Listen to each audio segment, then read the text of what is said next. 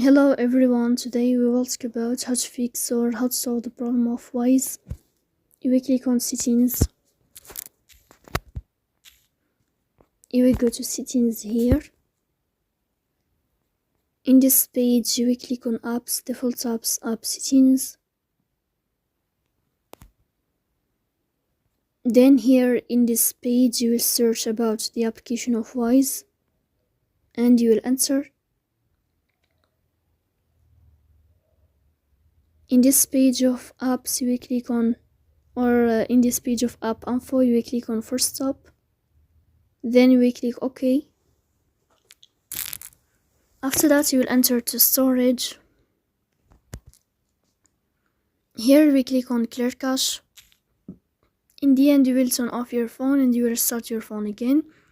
So please don't forget to press the bell icon and subscribe.